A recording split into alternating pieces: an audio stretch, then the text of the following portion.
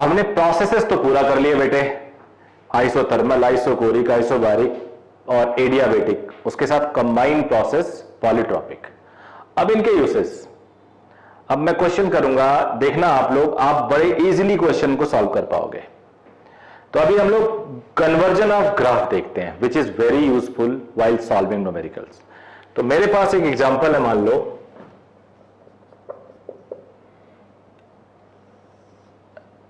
एक सपोज करो PV curve है और सिंपल ले लिया मैंने, दो आइसोबारिक दो आइसोकोरिक, नेमिंग ले लेते हैं। अब question is convert it in TP curve, T versus P and V versus T. एक तरफ पी नीचे कर दिया मैंने, एक तरफ वी ऊपर कर दिया, तो पूरा एग्जैक्ट आप लोग सॉल्व कर सकते हो। सबसे पहला सॉल्व करते हैं, सबसे पहला होगा टीपी। तो जो पहला टीपी होगा, पी है यहां, पी यहां, तरीका देखो आप।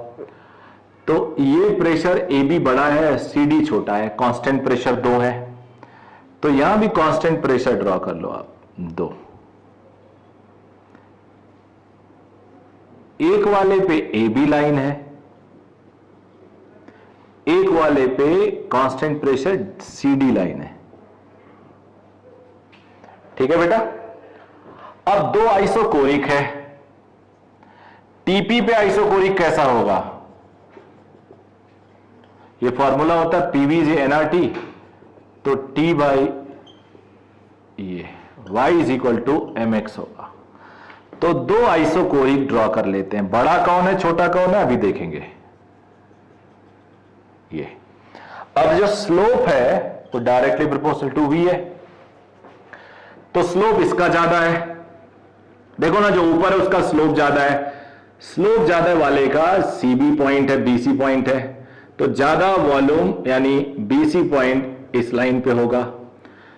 आइसोकोरिक एक और है एडी, वो कम है तो कम स्लोप वाले पे होगा, because slope directly proportional to volume. अब इनको ज्वाइन कर देते हैं। देख बेटा, ए बी और बीसी में कॉमन क्या है? बी। देखो ना, एक ए बी लाइन है और एक बीसी लाइन है, इंटरसेप्ट कर रहे हैं, तो बी ए बी सी में भी है, बी ए बी में भी है। AD I am sorry, A B और एडी में कॉमन क्या दिख रहा है? ए। सी डी और एडी में कॉमन क्या दिख रहा है? डी। अब सी ही बचा फिर भी। बीसी और सी डी में कॉमन क्या है? सी। तो अब ये ग्राफ ए से बी ऐसे, बी से सी ऐसे, सी से डी ऐसे, डी से ए ऐसे। ठीक है बेटा, A B B C C D D A. अब हम लोग, अब मेरा इस वीडियो को रोक के आप वीटी प्लॉट करेंगे, मैं ड्रॉ कर रहा हूं, और उसके बाद आप मेरे से मैच कर लेंगे।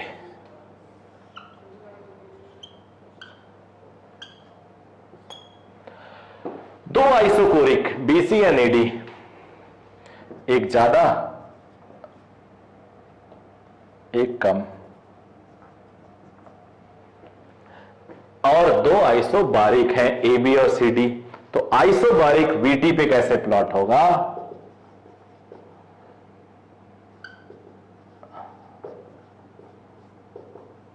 तो y is equal to m x जैसा है, m यानी slope inversely proportional to p। तो ये कर्व ऐसा होगा जिसका स्लोप कम उसका प्रेशर ज्यादा, तो प्रेशर ज्यादा है ए बी, स्लोप कम है नीचे वाली लाइन का, तो ये ए बी हो गया। दूसरा प्रेशर है सी डी, उसका स्लोप ज्यादा है, प्रेशर कम है तो स्लोप ज्यादा है। अब देखो कॉमन पॉइंट, ए बी और बी सी में कॉमन क्या है? बी। ए बी और एडी में कॉमन क्या है? ए। एडी और सी डी में कॉमन क्या है? डी। अब यहां सी, ए से बी, बी से सी, सी से डी, डी से। ये ग्राफ हो गया, इसके करस्पॉन्डिंग टीपी, इसके करस्पॉन्डिंग वीटी। Very useful. अभी और बताऊंगा, चिंता नहीं करना, नोट कर लीजिए इसको आप। अब अगर आपने नोट कर लिया तो अब दूसरा क्वेश्चन लीजिए। आपने आई होप सही ड्रॉ किया होगा। मैं कमेंट लिख के बताइएगा कितने लोगों ने सही ड्रॉ किया।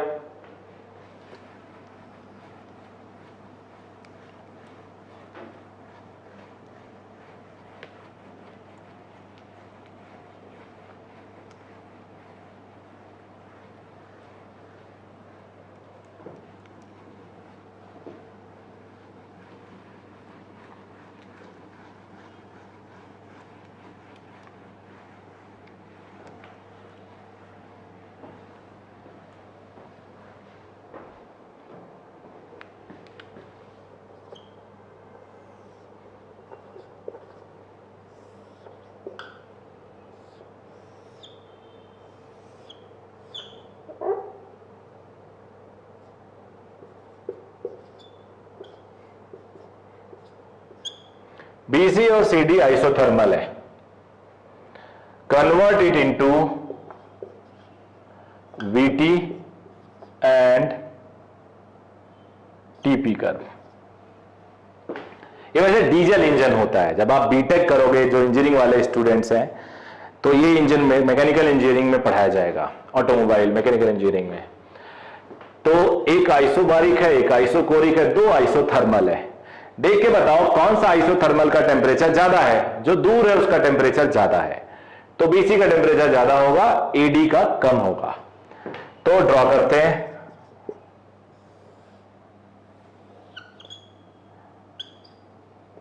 वीटी कर्व, टी ज्यादा यहां, दो आइसोथर्म है, तो ऐसे ये ज्यादा वाला बीसी, कम वाला एडी। अब आइसोकोरिक एक है सीडी। आप थोड़ा नीचे ड्रॉ कर सकते हो, नीचे या ऊपर। मैं ऊपर कर दे रहा हूं, कोई फर्क नहीं पड़ता। आइसोकोरिक है सीडी। अब आइसोबारिक को आइडेंटिफाई करना है वीटी पे।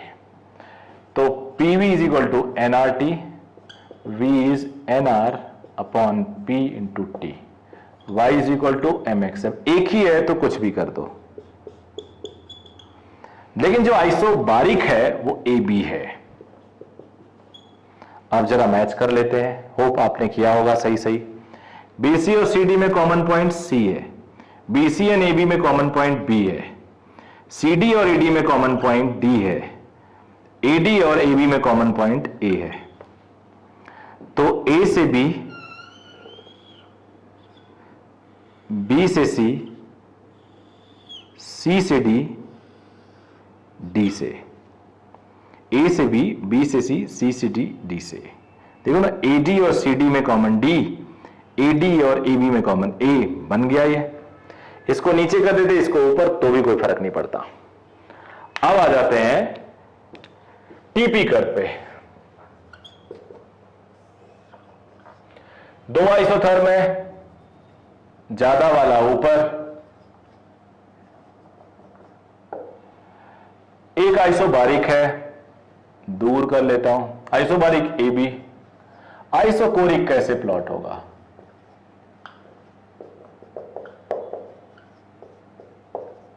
It just like y is equal to m x. तो ऐसा आइसोकोरिक में सी डी पॉइंट है। बस अगेन मैच कर लेते हैं। ए बी और बी सी का कॉमन बी, ए बी और ए डी का कॉमन ए, सी डी और ए डी का कॉमन डी, बी सी और सी डी का कॉमन सी। ये ए है, डी ही है, ये ए है। ए से बी, बी से सी, सी से डी, डी से। तो ये कर्व हो गया conversion from PV to VT to TP.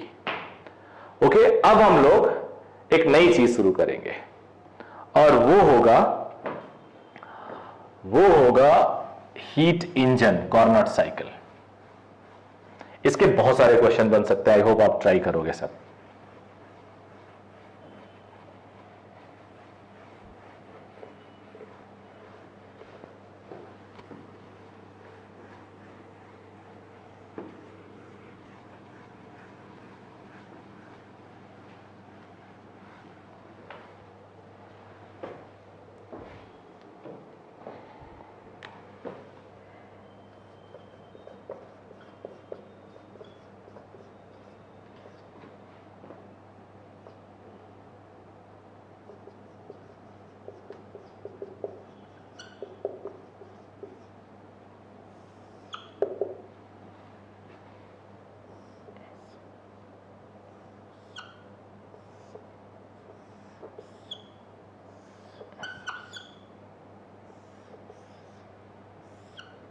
ये एक सोर्स होता है हाई टेम्परेचर पे, एक सिंक होता है low temperature. TL means low, TH means high.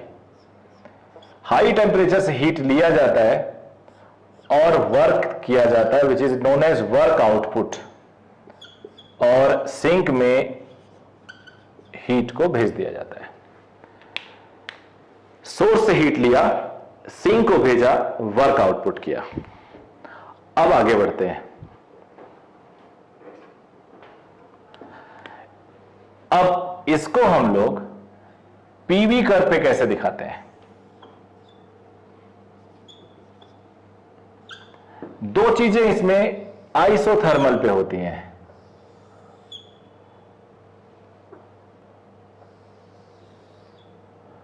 दो चीजें इसमें आइसोथर्मल पे होती हैं, T हाई T लो। दो चीजें इसमें एडियाबेटिक पे होती हैं, let it be AB CD। Heat का जो इंसर्शन होता है वो हाई टेम्परेचर सोर्स का टेम्परेचर बदलता नहीं है, मान के चलते हैं इनफाइनाइट सोर्स है ये। सिंक पे हीट जो ट्रांसफर किया जाता है वो भी एडियाबेटिक होता है, आई एम सॉरी आइसोथर्मल पे होता है। वर्क आउटपुट एडियाबेटिक में होता है। अब जरा हम लोग समझ लें कौन क्या है। AB को हम कहते हैं आइसोथर्मल एक्सपेंशन। एक्सपेंशन क्या? वॉल्यूम बढ़ रहा है, देख रहे हो आप। BC को कहते हैं एडियाबेटिक एक्सपेंशन। CD को कहते हैं आइसोथर्मल कंप्रेशन। DA को कहते हैं एडियाबेटिक कंप्रेशन। समझ गए बेटा? A से B तक आइसोथर्मल एक्सपेंशन, वॉल्यूम बढ़ रहा है देखो। B से C तक एडियाबेटिक एक्सपेंशन, C से D तक वॉल्यूम कम हो रहा है, कंप्रेशन। और फिर D से A तक एडियाबेटिक कंप्रेशन। तो चार प्रोसेस होते हैं, दो आइसोथर्मल पे, दो एडियाबेटिक पे। अब यहां से तुम कंजर्वेशन ऑफ एनर्जी से लिख सकते हो Q in is equal to Q out plus W output. तो जो वर्क आउटपुट होता है वो Q out in minus Q out होता है। Heat directly proportional to temperature है। अब efficiency of cycle, efficiency of cycle,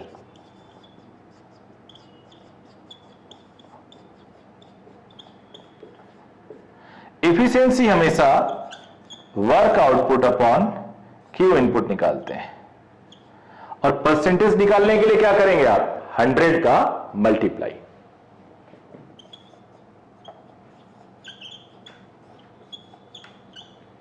तो 1 minus Q out upon Q इन।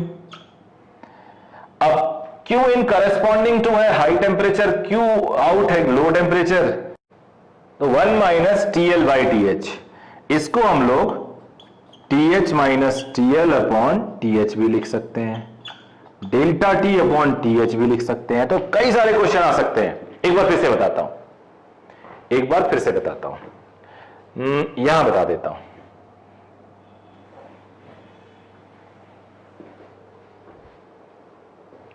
Efficiency 1 minus Q out upon Q इन, 1 minus TL upon TH, delta T upon TH।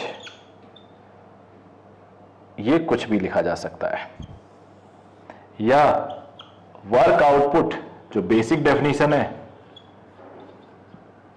Heat input, ये सब लिखा जा सकता है। For percentage efficiency, efficiency is 1 minus TL upon TH। ये 1 से काफी छोटा आता है, which is practically possible. Practically possible है ही नहीं 1 निकालना।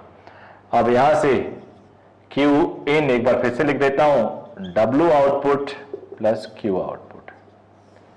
ये हो गया इफिशियंसी ऑफ हीट इंजन, इस पे भी क्वेश्चन आपको मिलेंगे, 100% मिलेंगे इफिशियंसी ऑफ हीट इंजन पे। अब आ जाते हैं एक नई चीज, एक और चीज जो इसके साथ साथ पढ़ना जरूरी है। कई बार क्वेश्चन पूछा जाता है, if temperature difference between source and sink is kept constant, what will happen if source temperature keep increasing. तो TH बढ़ेगा बेटा तो नेचुरली इफिशियंसी घटेगी। तो इस तरह से कोई ट्रिकी क्वेश्चन भी आपसे पूछा जा सकता है। अब एक नई चीज आपको बता रहा हूं, आप जरा तब तक, जब तक इसको मैं क्लीन कर रहा हूं, वाइप कर रहा हूं, तब तक आप रेफ्रिजरेटर, फ्री यानी फ्रिज और AC की वर्किंग सोचो। रेफ्रिजरेटर और AC की वर्किंग सोचो। रूम का टेम्परेचर 30 डिग्री है, आपने रिमोट से लगा दिया 20 डिग्री, बाहर का 40 है, तो अब 30 डिग्री से हीट वो निकाल के 40 वाले की तरफ भेजेगा और कम करेगा।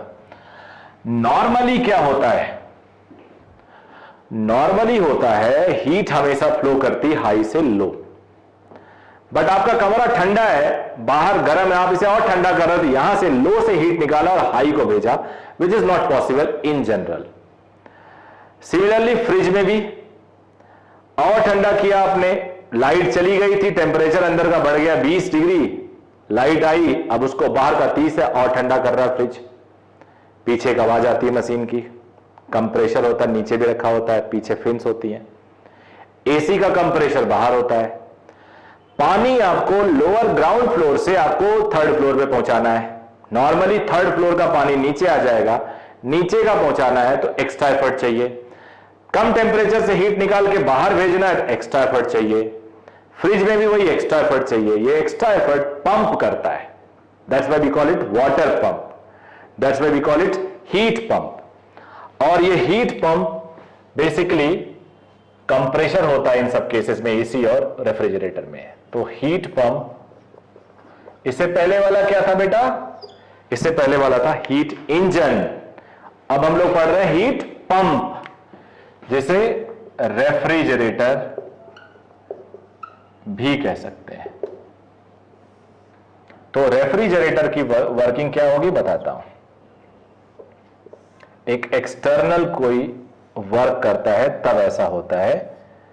सिंक यानी लो टेम्परेचर, सोर्स यानी हाई टेम्परेचर, यहां से वर्क इन, क्यू आउट,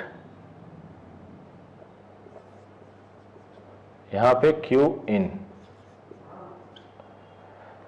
तो यहां से हम Q out is equal to W in plus Q in लिख सकते हैं। W इन होगा Q out minus Q in. यहां हम इफिशियंसी नहीं पढ़ते हैं बेटा, यहां हम इफिशियंसी नहीं पढ़ते हैं, यहां कोफिशिएंट ऑफ परफॉर्मेंस पढ़ते हैं। Coefficient of performance, let it, इसे COP भी बोल देते हैं या बीटा बोल देता हूं मैं। ये Q इन अपॉन W इन।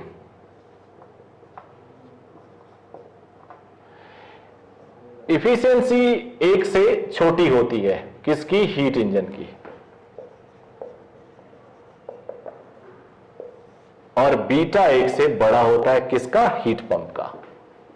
बीटा एक से बड़ा होता है। यहां से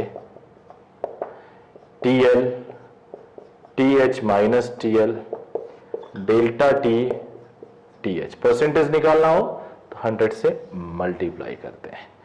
तो ये हो गया इसका कोफिशिएंट ऑफ परफॉर्मेंस। अब if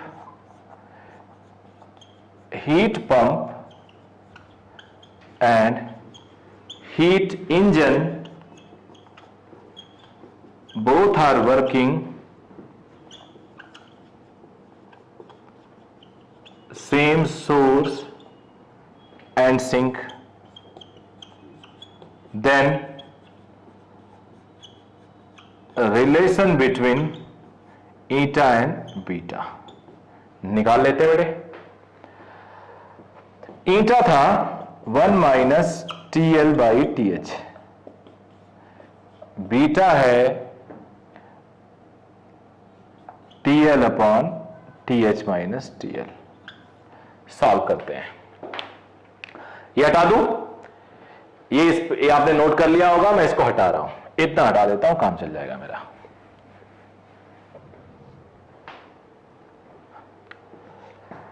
from 1 TL upon TH is 1 minus eta, यहां से उल्टा कर दो, TH upon TL is 1 upon 1 minus eta. From 2 beta is equal to 1 upon TH by TL minus 1, TL से डिवाइड कर दिया। अब TH अपॉन TL है 1 अपॉन 1 माइनस ईटा। थोड़ा सॉल्व करते हैं, 1 माइनस ईटा ऊपर, ईटा नीचे, तो बीटा आ गया 1 माइनस ईटा अपॉन ईटा। थोड़ा और देख लो, ईटा से मल्टीप्लाई करो, ईटा एक तरफ भेज दो,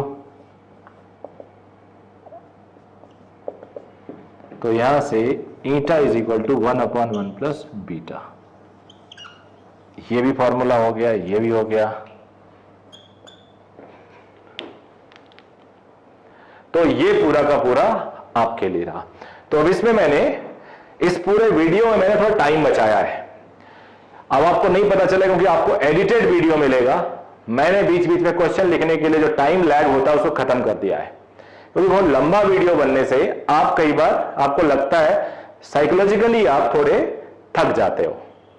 तो ये जो वीडियो मैंने इसमें 20 से 25 मिनट का काम कम कर दिया है, just because of editing. Material बिल्कुल वही है, एडिटिंग के लिए 20-25 मिनट का मैंने काम कम कर दिया है। तो पूरे वीडियो को होपफुली आप अगर ढंग से पढ़ेंगे तो मजा आएगा। प्रैक्टिस करेंगे, एक बार क्वेश्चन सॉल्व करेंगे तो एक भी क्वेश्चन नहीं छूटेगा। इसके कुछ और वीडियोस आएंगे थर्मोडायनेमिक्स के, आने वाले एक एक करके। तब तक आप इसको बार बार पढ़िए, फीडबैक जरूर दीजिए। आप अगर फीडबैक देंगे, लाइक करेंगे तो हमें पता चलेगा कि आप कितना समझ पा रहे हैं। कमेंट लिखने से हमें पता चलता है, मैं सारे कमेंट पढ़ता हूं। तो कमेंट लिख के बताइए ये लाइन चीज समझ में आई, ये नहीं आई, ये क्या चाहते हो आप, फ्यूचर में और क्या वीडियो बने, इस पे और क्या इनपुट चाहते हो, क्या और वीडियो चाहते हो, किसी और चीज का इलॉबरेशन चाहते हो, तो आप जरूर लिखिएगा। Thank you very much.